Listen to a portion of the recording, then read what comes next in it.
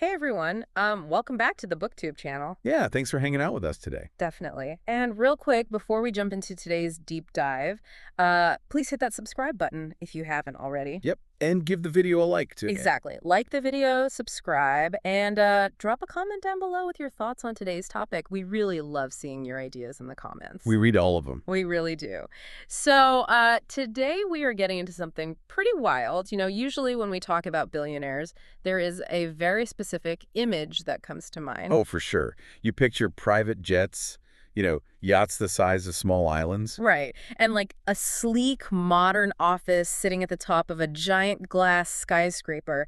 It's this lifestyle of, visible, unapologetic excess. It's almost expected, honestly. We inherently associate that kind of massive, world-altering wealth with a certain level of insulation from the real world. Yeah. You build an empire so you literally don't have to deal with the mundane realities of everyday life anymore. Yeah. But then you look at the origins of the largest retailer in the history of the world, and suddenly that glossy image just completely shatters. It really does. Today's deep dive takes us into a business empire built by a guy who insisted on driving an old, beat-up pickup truck with bird dog cages in the back. Which is just incredible. It is. We are unpacking a true American classic today. It's called Sam Walton, Made in America. Such a great read. Oh, it's fantastic. It's an autobiography co-authored by Sam Walton and John Huey. It was originally published by Doubleday and then later Bantam Books. Right. And it is basically the unvarnished first-hand account of how a small-town merchant built Walmart into an absolute global juggernaut. It's just packed with these great personal anecdotes, his business philosophies, and what he called his rules of the road. Yeah, it's basically a blueprint. Exactly. Our mission today is to extract the counterintuitive secrets behind this massive empire and discover how a man operating out of rural Arkansas completely revolutionized global commerce. To really set the baseline here, we have to travel back to 1962. Okay, set the scene for us. So 1962 was this monumental, just overcrowded year in retail. You had massive, well-funded players entering the discount market, all at the exact same time. Like who? Well, S.S. Kretsch started Kmart that year. Dayton Hudson launched Target.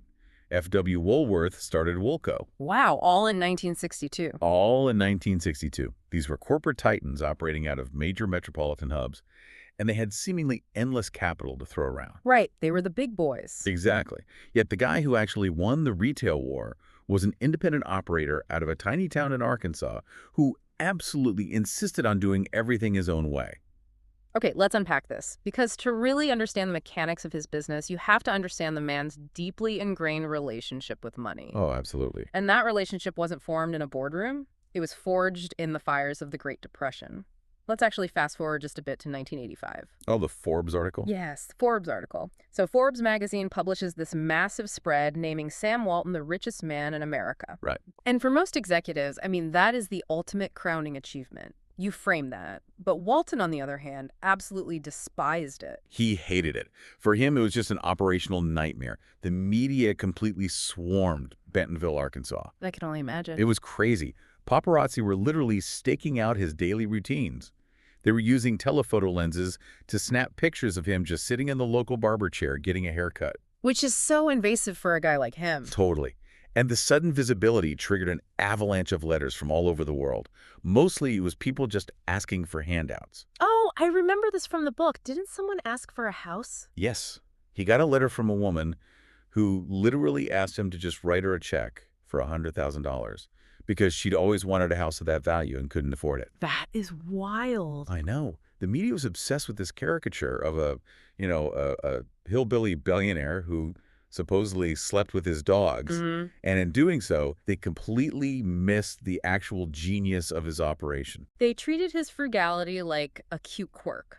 But it wasn't. It was a survival mechanism. Exactly. He was born in Kingfisher, Oklahoma in 1918, so he grew up right in the teeth of the Dust Bowl era. A really tough time. Very tough.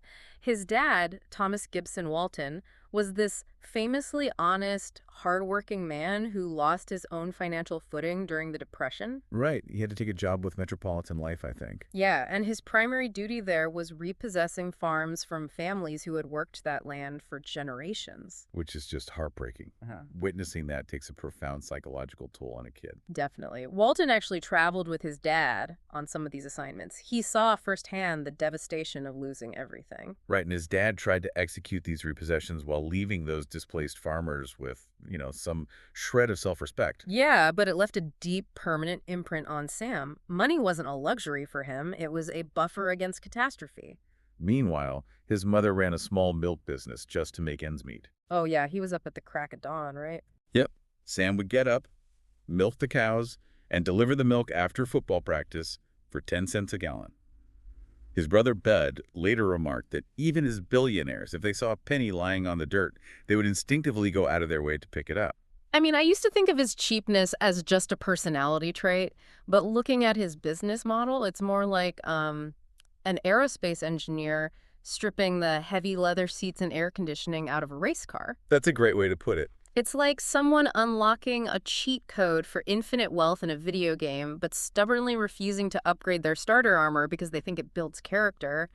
The frugality wasn't about being cheap for the sake of it. Oh, not at all. It was about removing every single ounce of drag so the engine, which was his aggressive pricing strategy, could run faster and leaner than anyone else on the track. What's fascinating here is that you've hit on the absolute psychological bedrock of Walmart's entire cost structure. Yeah. If the CEO refuses to fly first class, if the top executives are sharing budget hotel rooms on business trips, the buyers back at headquarters aren't going to waste money on lavish vendor dinners either. It can't justify it. Exactly. Every single dollar saved on corporate expenses is a dollar they don't have to build into the price of a pair of jeans for the customer. Which perfectly explains his pricing strategy and why he basically went to war with the entire retail establishment of the 1960s. Yeah, he really shook things up. Before Walmart, he operated Walton's Five and Dime in Bentonville. And this is crazy. This was only the third self-service variety store in the entire country. He was way ahead of the curve. So he was already experimenting with removing friction from the shopping experience. But by 1962, he wanted to fully commit to discounting. Right. He actually traveled to Chicago to pitch the executives at Ben Franklin, where he was a major franchisee on a radical idea. He wanted to franchise his discount store model specifically for small towns. And they rejected it outright. The traditional retail mindset simply could not process his mathematical model. They didn't just reject it, they actively tried to crush it. Oh yeah, they were not happy. When Walton went ahead and opened the first Walmart in Rogers, Arkansas anyway, Ben Franklin executives literally marched into his store. In their suits, right? Yes. Picture this military delegation of guys in immaculate pinstriped suits marching into a dusty rural Arkansas town. They demanded to see him and issued a stern ultimatum. Stop building Walmarts, or else. They were trying to protect a dying model. Walton understood what we call the discount paradox, which was a concept that was completely radical to old-school variety store thinkers. How did that work exactly? Well, the traditional retailers were clinging to their standard 45% markups. If an item cost them $1, they sold it for $1.45. Right.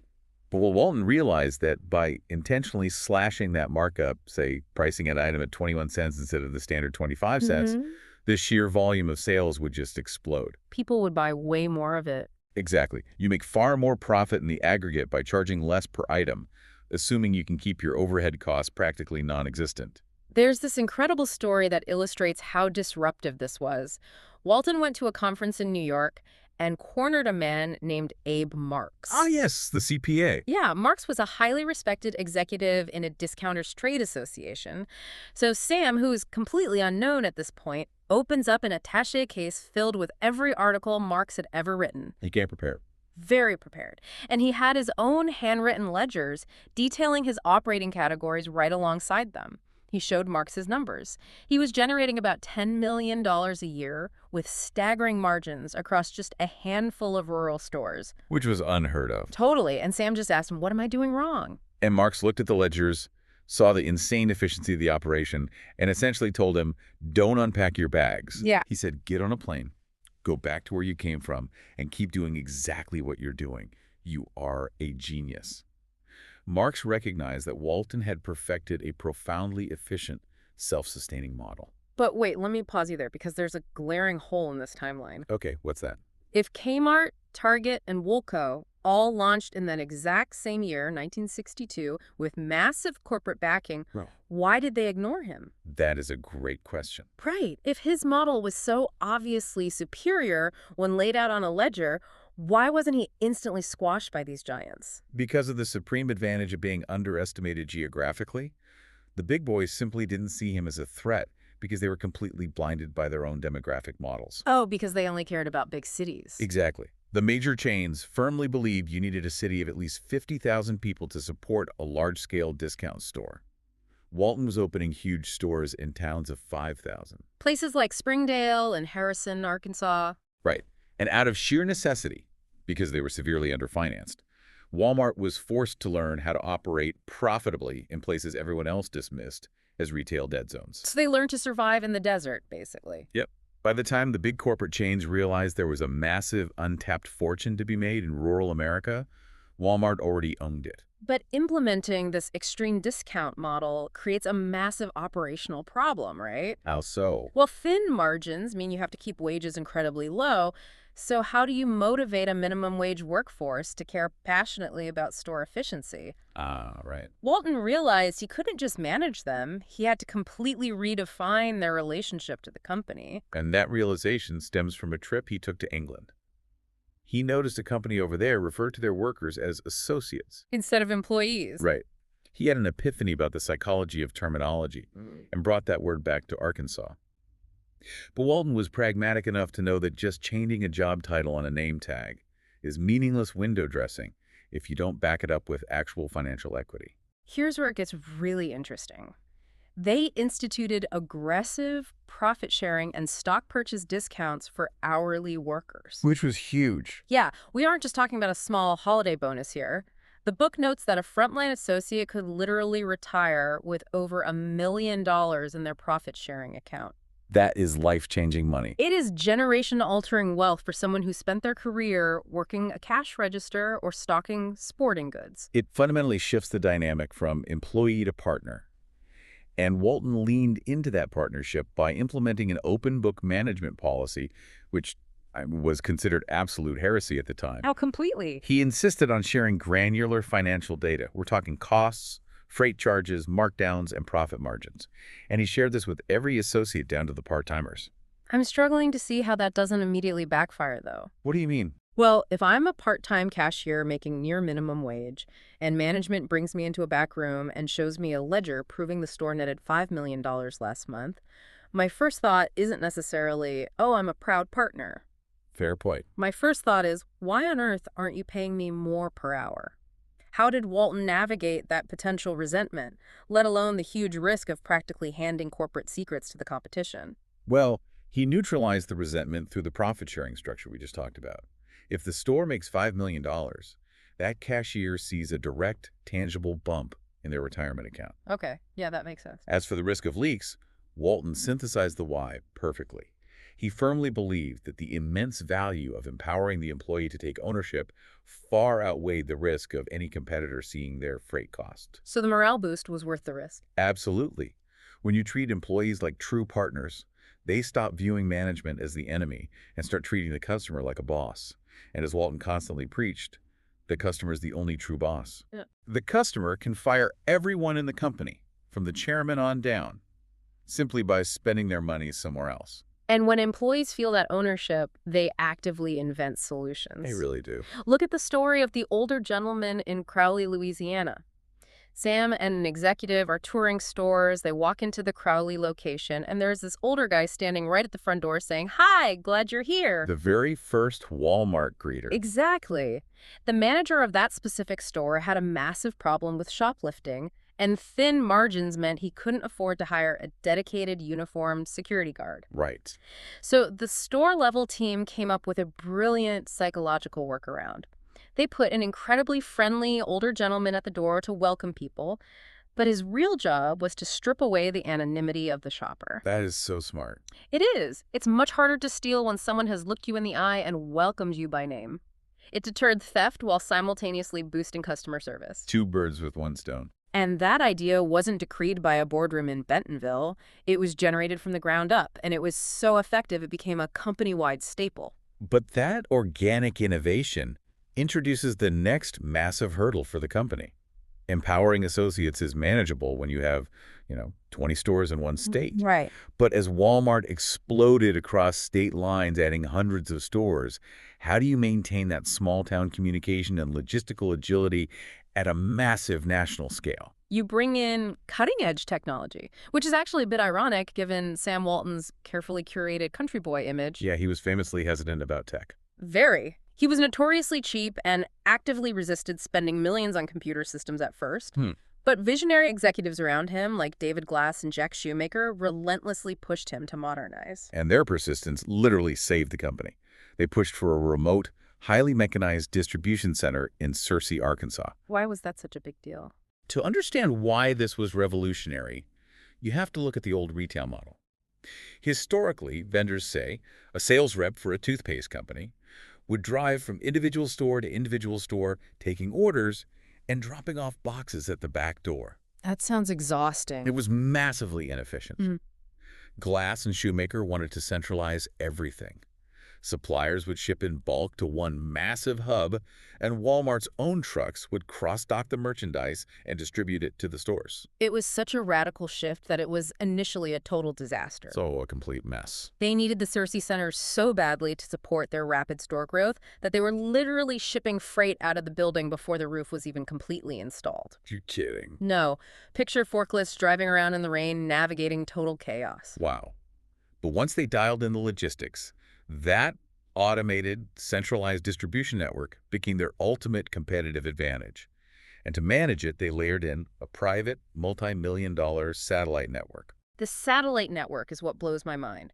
The book notes that they kept a 65-week rolling history of every single item in their inventory. That is an insane amount of data for that era. Right. Sam could walk into a room, pull up a terminal, and know instantly exactly how many TV and VCR combos had sold in every single store across the country over the last year and a quarter. Incredible. He could even see stolen credit cards being flagged at registers in real time. Now think about the mechanism of how that data changes supplier relationships. Let's look at their groundbreaking partnership with Procter & Gamble. Oh, the Tide story. Yes. Historically, retailers and suppliers had a highly adversarial relationship. They haggled over pennies, hid inventory numbers, and just constantly tried to out-leverage each other. It was a game. A very inefficient game. If Walmart ran out of Tide detergent, a store manager had to notice the empty shelf, call a regional buyer, who then called P&G to place an order. So many steps. Walmart and P&G decided to bypass that entire clunky middleman by sharing their live computer data. By linking up via satellite, P&G's factories knew to manufacture and ship more Tide the exact moment a bottle was scanned at a checkout register in Arkansas. That is brilliant. They used technology to synchronize their businesses. But the tech wasn't just for counting beans and triggering supply chains. It was utilized for human storytelling, too. How do you mean? Well, I absolutely love the Saturday morning meetings they held at headquarters. They'd use these massive teleconferences to focus on single, granular store successes. Oh, right. For example, if the store in Panama City Beach figures out a brilliant, unconventional way to display and sell 3 times as many beach towels, what good is that knowledge if the store manager in St. Augustine doesn't hear about it until winter? It's useless. Exactly. The satellite network allowed them to share that specific merchandising idea across the entire company instantly. If we connect this to the bigger picture, Walmart used technology not to replace human decision-making, but to heavily amplify it. It allowed a sprawling bureaucratic corporation to artificially think small and customize its inventory on a store-by-store basis. The elite buyers sitting at headquarters understood that their sole purpose was to support the frontline merchants on the floor, not the other way around. But inevitably, even with great tech and highly motivated partners, any massive corporation naturally attracts bloat. It's human nature. Right. People build fiefdoms, egos get involved, executives start thinking they are invincible. Sam fought this creeping stagnation by literally weaponizing corporate culture. He actively engineered the culture to prevent executives from taking themselves too seriously. We mentioned those Saturday meetings, 7:30 a.m. on a Saturday. Brutal. Nobody in their right mind wants to be sitting in a boardroom on a Saturday morning. You have to make it fun or there'd be an outright mutiny. True. So Walton would have his top executives doing the University of Arkansas Razorback cheer, just screaming, "Woo pig suey," at the crack of dawn. I love that. Or he'd have the corporate safety director challenge the company's elite general counsel to a no-holds-barred persimmon seed-spitting contest in front of everyone. Which is just so bizarre. Or Sam himself doing the hula on Wall Street. Oh my gosh, yes. He made a bet with David Glass that if the company hit a seemingly impossible pre-tax profit target, he'd go to New York and dance the hula on Wall Street. And they hit it. The company crushed the target, he lost the bet, so this billionaire CEO put on a grass skirt, flew to New York, and danced in the street. He was completely willing to make a fool of himself on purpose. Because Walton deeply understood the psychology of leadership. Predictable, sterile professionalism breeds complacency. It does. Injecting chaos and genuine fun into the workflow breaks down artificial barriers. When the chairman of the board is willing to wear a grass skirt on national television, it's virtually impossible for a middle manager to act puffed up and arrogant. You can't take yourself too seriously after that. Exactly. It fosters a highly adaptable family environment where everyone is willing to adapt to constant change. He also fought bureaucracy with a metaphorical stick. He had this philosophy of drawing a line in the dirt and forcing management back behind it.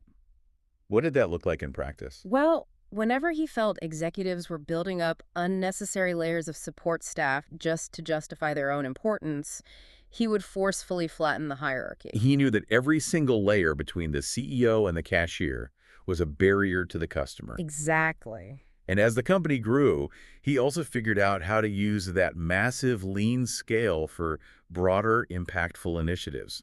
Take the Bring It Home to the USA program. Oh, that was a massive undertaking. Huge.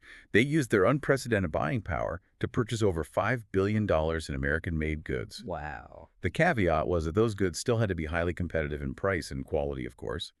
But by committing that kind of volume, they actively saved domestic manufacturing jobs. They threw their weight around for a good cause. Right. They certainly weren't running a charity, but they proved that if a retailer has enough scale, they can force efficiency into the supply chain to keep production domestic. So, what does this all mean? We've traced the psychology of his frugality, the mathematics of the discount paradox, the reinvention of the employee as a partner, the logistical revolution of satellite technology, and a corporate culture engineered to fight ego. That's a lot. It is. It means that extreme, world-dominating success doesn't always come from inventing a brand new industry out of thin air. Sometimes it comes from taking an existing model, relentlessly focusing on the customer experience, empowering your frontline team to act like actual owners, and absolutely refusing to let success bloat your ego. It's basically a masterclass in operational discipline. Exactly. Yeah. Whether you are prepping for a major boardroom presentation, running a small startup team, or just trying to figure out how to operate more efficiently in your own personal finances, the principle of thinking small in order to grow big applies directly to you. Absolutely. Keep your overhead meticulously low, freely share vital information with your team, and never assume you are too smart to learn something new from the person working on the front lines. But stepping back, it does leave us with a fascinating, almost unanswerable tension to consider. Oh, what's that? Well, Sam Walton built this empire by thriving as the scrappy underdog, swimming violently upstream against the comfortable retail establishment. Sure. But when your company becomes the massive establishment, employing hundreds of thousands of people with a sprawling global footprint, how do you systematically keep that underdog rebel spirit alive? Can a giant ever truly maintain the hungry mindset of a startup forever? Man, that is the ultimate question for any growing enterprise. It's like we said at the start, you naturally picture a billionaire isolated in a glass tower, disconnected from reality. Right. Sam Walton drove a battered pickup truck to ensure he never lost sight of the ground, but figuring out how to keep a multi-billion-dollar, multinational empire emotionally tethered inside that pickup truck, that's the real challenge. Thanks for joining us on this deep dive, and we'll see you next time.